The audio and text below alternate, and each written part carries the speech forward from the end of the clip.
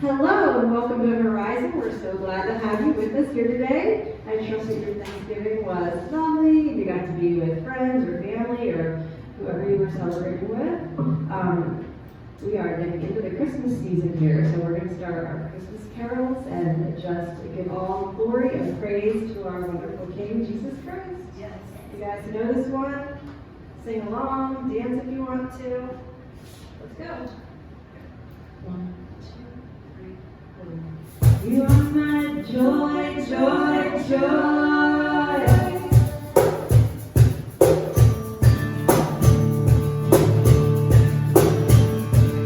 Joy,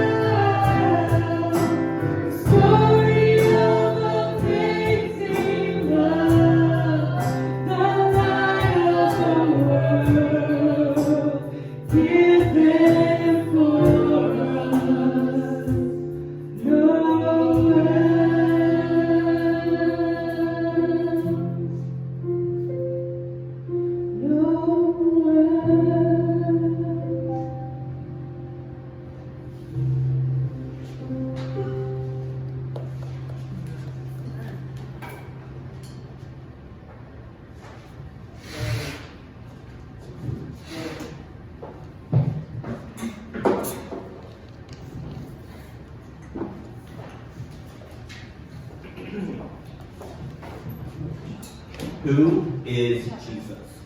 That might be the most important question you ever answer in your life. Who is Jesus? Why is his life and death and resurrection and ascension good news? Now, constantly, all the time in our life, we're being impressed upon by different people and different environments and different situations. Something is always pressing on us, and it's changing who we are and how we think about things. It's changing the way I get my microphone stuck on stuff. And but all the time, like the outside forces of our life are trying to shape us, trying to change the way that we think, the way that we live, the way that we shop, the way that we vote, the way that we love. And these outside forces are always pressing upon us because no matter how hard you might feel, you're impressionable. You're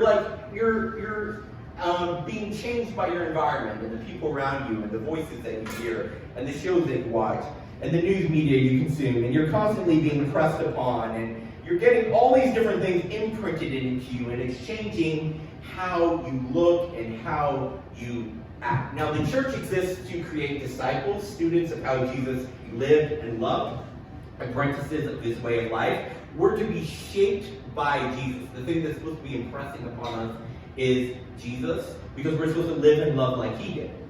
Do you know that if you go and visit New York City, even just for a day, you walk faster in New York City than you do when you're not in New York City?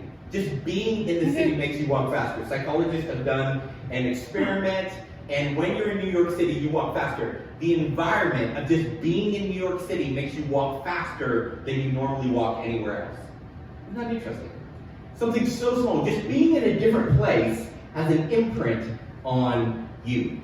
If we want to be molded into the likeness of Jesus, we need to learn about who Jesus was, what he taught, what he was here to do, so that he can impress upon us, so we can change what we look like and how we live. We want Jesus to change our walk, just like being in New York City changes how fast you walk.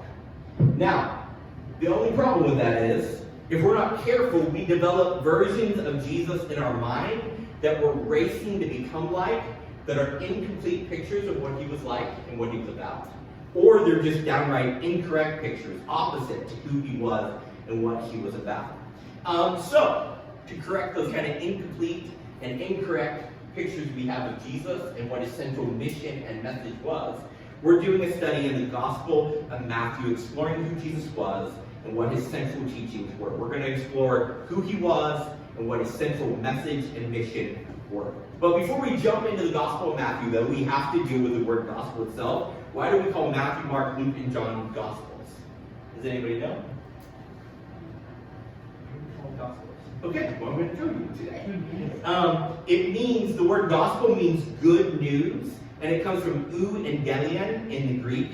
It was a political word in the first century, not a theological word. It was used by the emperor to announce a birth of an heir or the conquering of a new kingdom. So the Roman Empire might send out a news announcement. Gospel, good news, we conquered this part of Europe. Or gospel, good news, we conquered this part of Palestine. For Matthew, Mark, Luke, and John to call their accounts of Jesus' life gospels was to make an overtly political statement. Because these words weren't used as theological words, they were used as political words in the first century. They were announcing that a new world leader was being crowned in opposition to Rome. There was a new government, there was a new king. To claim that Jesus' teachings were good news was to say that they were a rebel manifesto against the current established kingdom. Paul instructed Christians to call Jesus Soter and Kyrios, which means Lord and Savior, titles that were only to be used together for the emperor.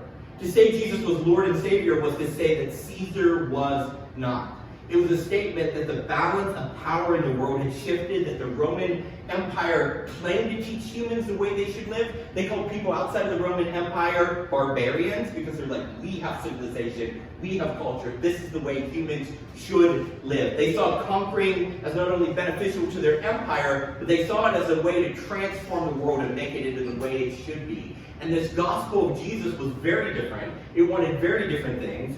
but it was being held up as the true way to live and love in opposition to the way that the Romans said humans should live and love. Now, we call the four accounts of Jesus' life, death, resurrection, and ascension gospels because they proclaim the rise of a new kingdom and a new king, a new way of life for humans.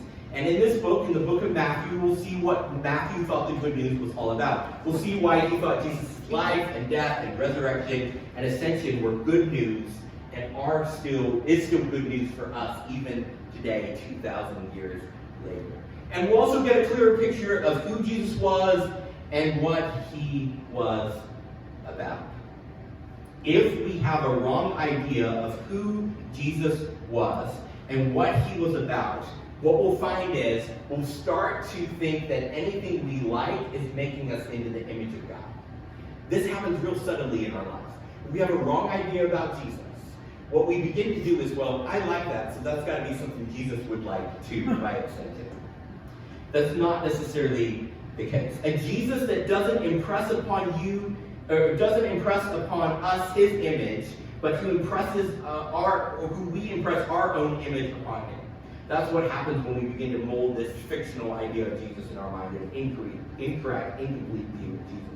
If Jesus always agrees with you, you're probably worshiping yourself and calling it Jesus. If Jesus always agrees with your political party, you're probably worshiping your political party and calling it Jesus.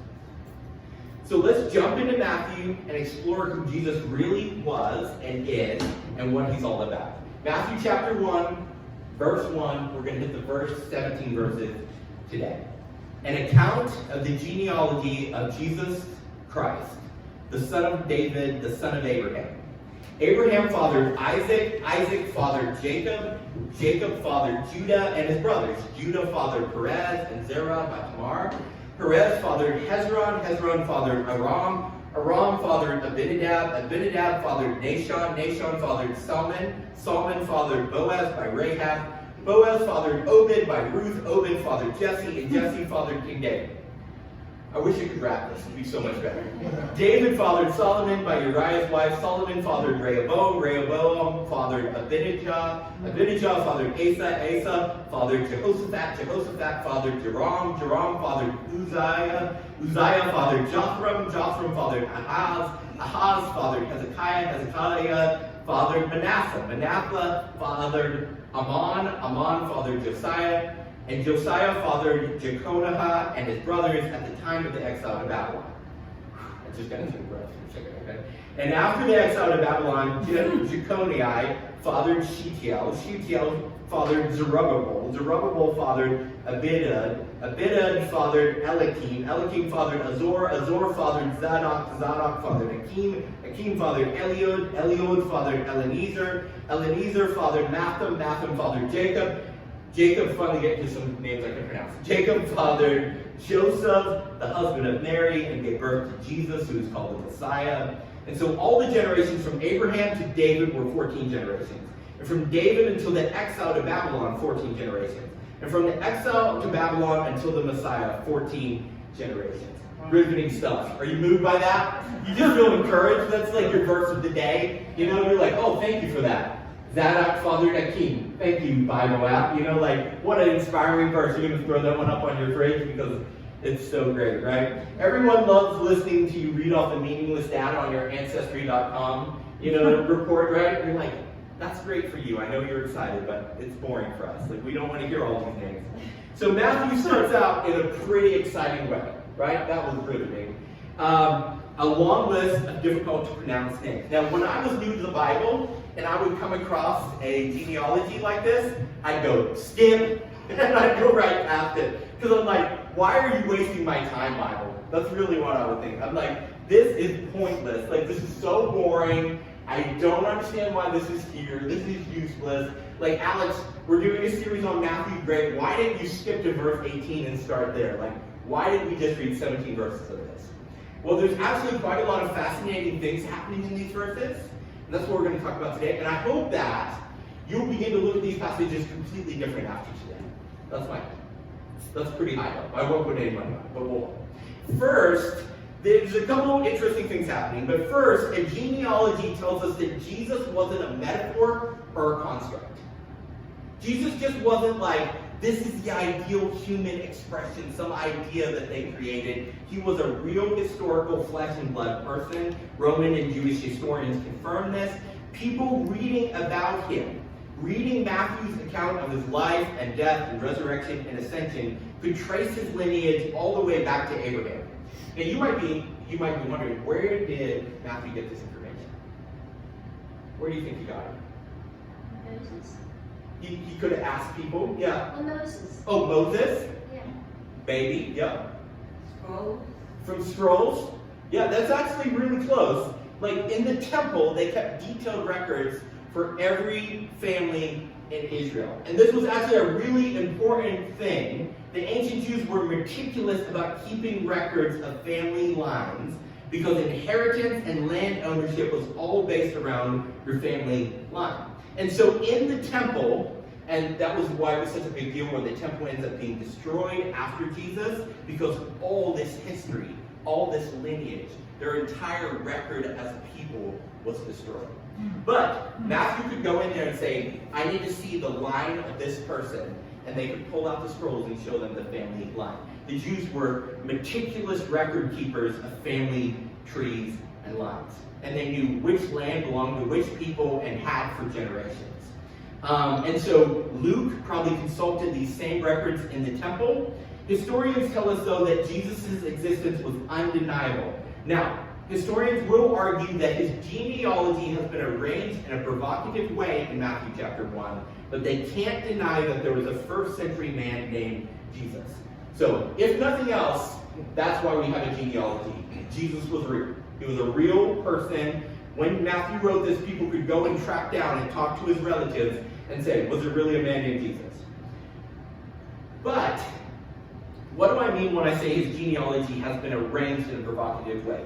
Well, Matthew, as he tells us, arranges it in 3 sets of 14 generations. And that's a deliberate pattern that Matthew has developed that he wants to convey.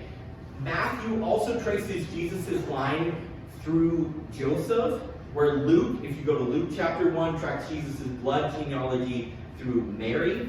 Jesus had a legal right to the throne through Joseph because he was Joseph's heir, but he had a blood right to the throne through Mary because Mary was also of the line of David. Matthew has chosen to leave some people out in order to create a structure of 14, 14, 14, which we'll talk more about in just a minute. Okay, second reason that the genealogy is important. The genealogy, any genealogy with names like Abraham and David in it would immediately alert Jewish readers that Jesus was checking important boxes to be the Messiah, the anointed one, the king who was coming to make all things right.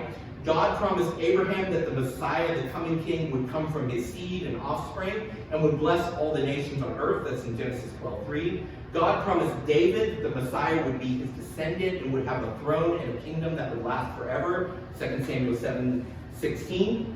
Third reason genealogy is important. A first century Jewish genealogy only tracked fathers, not mothers. So if you were writing out Jesus' genealogy in the first century Israel in a patriarchal society, you would not include a woman's name, but there are 5 women mentioned here in the line of Jesus. Throughout Matthew, we'll see Jesus confront and reject patriarchy and elevate women, and his genealogy starts out on page 1 of the story about his life. But the inclusion of Tamar, Rahab, Ruth, and Bathsheba, and Mary was highly unusual. And these weren't just like random names. He's like, oh, there were some others in there. I'll throw in 5 random names, because Jesus was, he was a pro-woman. These weren't ordinary women. Many of them were infamous for their sins and for their really rough struggle of a life. Rahab, Ruth, and possibly Bathsheba weren't even Jewish. Tamar slept with her father-in-law. Rahab ran a brothel. Ruth made sexual advances in order to bag a husband. Bathsheba was forced into an affair. Matthew didn't include these names by accident. This was part of his careful design. See, Matthew wrote his gospel even more so than the other three, in the style of the Old Testament authors as Jewish meditation literature. He filled it full of design patterns to provoke our imagination. He wants you to ponder it, not just read it and memorize facts. That's how we read as Westerners. Give me the information I need so I can pass the test and never have to think about it again, right? That's not the way Matthew's designed to be read. The Bible isn't an instruction manual that you read once and think, I got it, I never have to read it again. The Bible is designed like intricately patterned poetry. It is designed to be read and reread, designed to be meditated upon, designed for you to see connections because you know the whole story so well that one little comment, one little quote, one little analogy can make you realize connections all over the place. So Matthew didn't randomly insert 5 names of women in a break with tradition without reason. He wants us to ask, okay, this Jesus is the descendant of Abraham. He's the descendant of David. Both those are check boxes to be the Messiah. But he is also the descendant of women. Now, if we were Jewish and raised on the Old Testament scriptures since birth, we would immediately think of the first promise of a coming king, which was given to the first woman, Eve. I think by mentioning these women, he's prompting his readers to think back to the promise given to humanity in the garden in Genesis 3:15. I will put enmity between you and the woman, between your offspring and hers. There's going to be this battle between the dragon, between the snake, and between this descendant of women. He will crush your head, and you will strike his heel.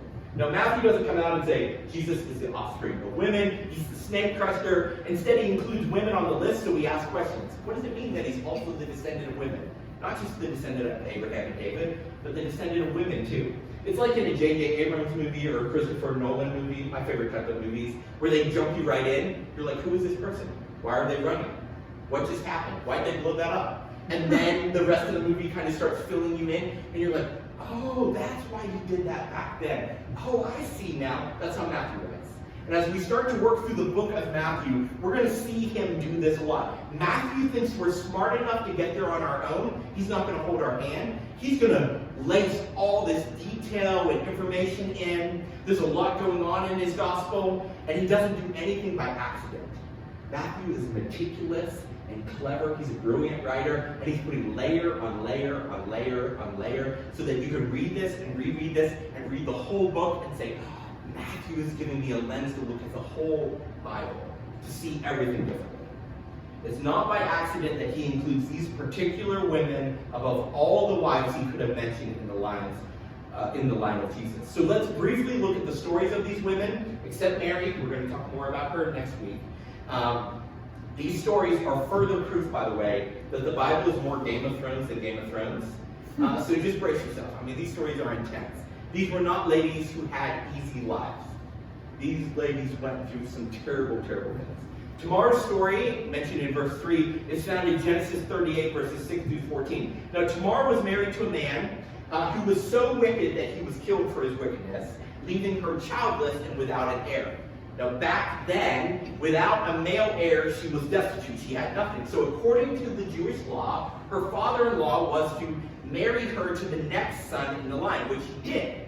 But that son was like, I know how this works. If I give her a child, then that child will be heir to the firstborn inheritance instead of me as the secondborn son. So he says, I'm not going to impregnate her. And so she still didn't have an heir, and he was killed for his wickedness, for refusing to provide a child to his sister-in-law, now his wife. So the second son dies. So now the father-in-law is supposed to marry her off to the next son. And he's like, he's too young. He's like, you get people killed. Like, he's too young. We're not going to marry off. And she's like, this is what you're supposed to do. This is the Jewish law. I'm supposed to have an heir. Like, I'm supposed to get what belongs to me. But he just kept trying to avoid it and avoid it and avoid it. And finally, she got desperate. And so she dressed up like a prostitute. She went down to where the father-in-law liked to find women, got his attention, slept with him, got pregnant. When the father-in-law found out that she was pregnant, he goes, you harlot, I'm going to kill you. Now that's some two-faced behavior right there, when he's someone who often goes and finds harlots because she knew where he would go. And then when he's about to kill her, she says, by the way, it's your baby. I mean, this This is not Game of Thrones right here. I mean, it just is. And so she gets the heir that she was deserved, despite the fact that there were no good men who did what they were supposed to. Tamar just wanted to find a good man who would do the right thing, and that's the story of the entire Old Testament right there in a few, 10 or so verses. We keep looking for a human who will be offered the choice between right and wrong and choose right. But the best characters in the story of the Old Testament keep being, they're doing right, they're doing right, they're doing right. They're offered a choice between right and wrong, they choose wrong. Abraham, live by faith, live by faith. Oh, lives by doubt, lives by fear, fails. Moses, lives by faith, lives by faith. Oh, gets angry, breaks something, all the best characters in the story keep failing. We're looking for a good man and we can't find him. The best characters keep failing. In Rahab's story, Rahab's mentioned in verse 5, her story is found in Joshua 2. Rahab is a Canaanite prostitute in Jericho. When Israel is taking the promised land, they spy on Jericho. These Israelites sneak in, and she hides them and helps them escape the city. Instead of siding with the city of her birth, she believes that God has given them into the hands of Israel. She believes what they say, that God has promised them the land. So when the city falls, her and her family and everyone in her house is spared. When the unconquerable kingdom of Jericho falls supernaturally, a remnant who believe by faith are saved, even though they are sex workers from a brothel. I think Matthew just randomly picked that name out, right? That has no tie into the story of Jesus, right? Ruth's story is found in the book of Ruth. Ruth is a Moabite woman who marries an Israelite man. When her husband dies, she returns to Israel with her mother-in-law, but they have no man to inherit their family land, so they live in poverty. The mother-in-law devises a scheme to have Ruth entreat the heir to the family land, a kinsman redeemer, to marry Ruth and so take up the act of restoring their land and assuming their debts. Boaz, the kinsman redeemer, goes to court, takes the necessary legal action to buy back the ancestral land that belonged to Ruth's husband and marry Ruth, rescuing her and her mother-in-law from ruin. Finally, Bathsheba's story is found in 2 Samuel 11 and 12. Now, in the passage, it never says the name Bathsheba, it says Uriah's wife. And I don't think Matthew was like, man, what was her name again? I went and did all that research at the temple for this, but I just can't remember, Uriah's wife's name. No, Matthew's meticulous. He does everything because he has a reason. Matthew doesn't mention her name, but only calls her Uriah's wife because Uriah was her rightful husband, and she was snatched away from the relationship that should have defined her. King David, here in a story acting like a villain, takes a woman that doesn't belong to him and kills her husband so that he can lay claim to her. Her true husband acts righteously in the story, but King David's trying to scheme, and Uriah keeps doing the right thing, keeps doing the right thing, keeps doing the right thing, and he's killed by a dark king on account of his bride. None of these women's story is random. All these stories foreshadow the story of Jesus. They reveal glimpses into why he is here and what he has come to do. And then in verse 16, Matthew makes the claim that Jesus is the Messiah, the long-awaited king, the ruler who was and was yet to come, the snake crusher who would bless the world and whose rule would last forever. The Jewish people thought he would be purely a military leader, set on top of Babylon, or previous in their history, the Persians, or Rome. But Matthew presents Jesus as setting his sights higher on overthrowing the dark forces on the throne of the world who empower dark kingdoms like Babylon, Persia, and Rome. Now in verse 17, Matthew calls attention to his unique ordering of the genealogy here. He's like, by the way, did you notice I did 3 sets of 14? Isn't that a weird verse? Just look back at verse 17. He's like, so all the generations from Abraham to David were 14. From 14. He's like, I just want you to notice it in case you missed it. He's like, I know you're smart and you're picking up on all these things. But in case you missed it, 14 generations in set of 3. We will see in the book of Matthew as we work through it. Matthew loves to do things in sets of 3. Over and over again. We'll see he uses the pattern of the set of 3, which he pulls from the Old Testament as well. 7 often appears in the scriptures as a sign of spiritual completeness. A 7th 7, which is 14, is like saying it's overflowing with completeness. But the number 14 would also remind the Jewish readers that on the 14th day of the month is when the Passover falls. Every year, the Passover is on the 14th day. When God delivered the firstborn sons of Israel from death, that's the Passover, that's the celebration, that's the remembrance. Spoiler alert, guess when Jesus dies? On the Passover. Matthew's tying all these things together. You see how clever he is? He's a great writer. Blood on the wooden doorpost at Passover saved the sons of Israel when death came to Egypt. Now the blood of a son of Israel will save the world from death when Jesus goes to the cross. Okay, now ready to nerd out a little bit more about the number 14? So there are no vowels in Hebrew. So for instance, the name David would be like in English D-V-D. Okay? Got that? They also didn't have numbers. They would use their letters for counting. So they would count with their letters. And so there was a whole numeric system for the Hebrew letters. And so if you took the Hebrew letters for D, V, D, or the 3 letters that would be in the name David, the first letter, which would in our English be D, would be the number 4 in Hebrew. The second number, which would be V in English, not in Hebrew, would be the 6th letter in their alphabet. And then D would be 4 again. If you add up D, V, D, 4 plus 6 plus 4, what do you get? 14. Now, Matthew. Come on. Like, Matthew's crazy. Like, he's just laying on these layers on layers. 14 is like saying the line of David, the line of kings. He's converting David's name into a number, and then he's like, hey, just if you have any questions, Jesus is the promised king. He's of the line of kings. He's like 14, 14, 14. He's like, David, David, David. You know that promise. Coming Messiah, throne of David. This is him. He's just over and over again driving it home.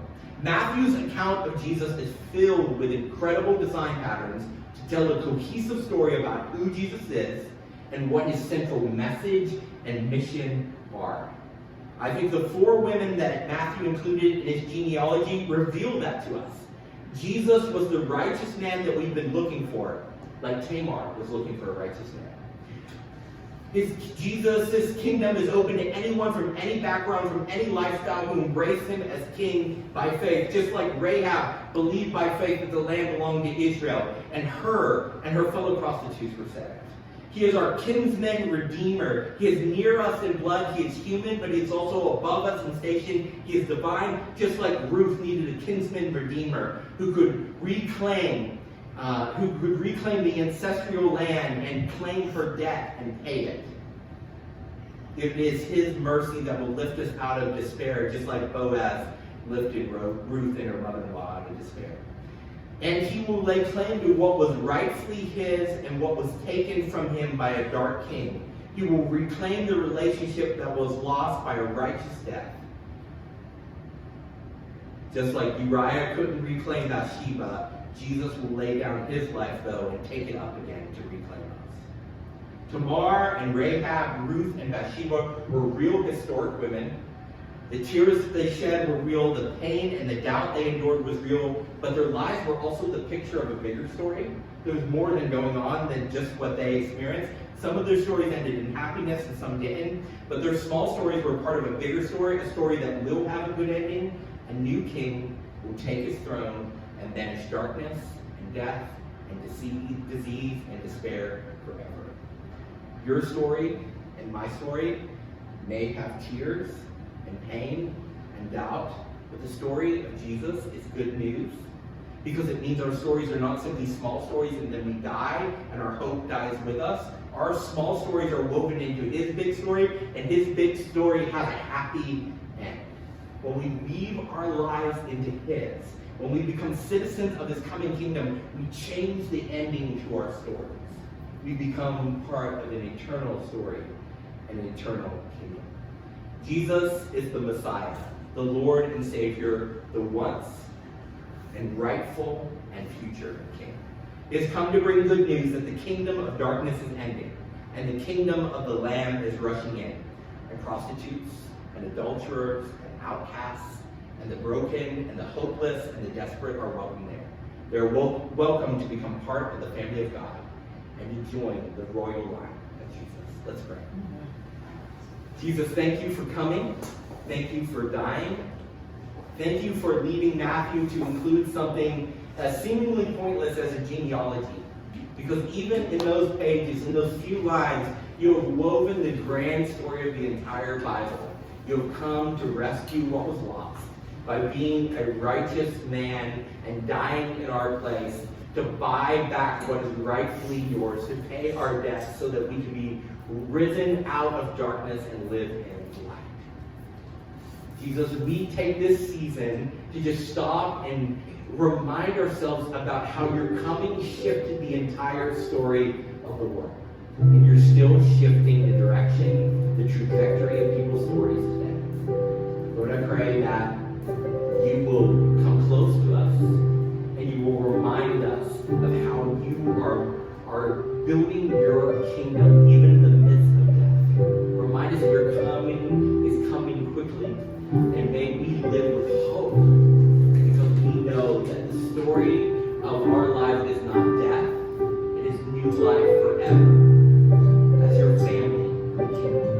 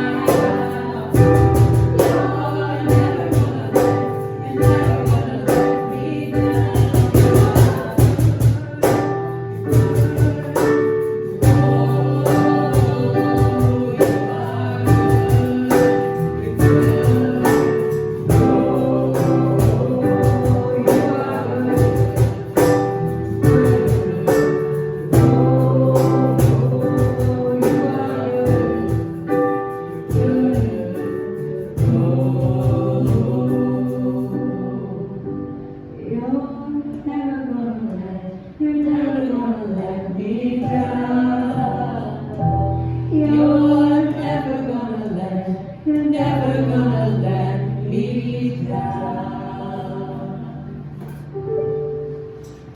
Amen.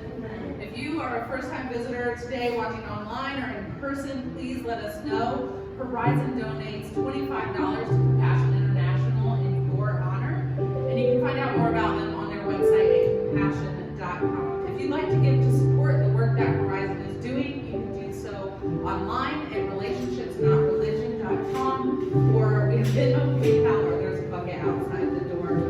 Our last community dinner for the year is this Tuesday at 6 p.m. at Alex and I's house, and we're going to do make your own pizza, build your own tacos, I don't know, something.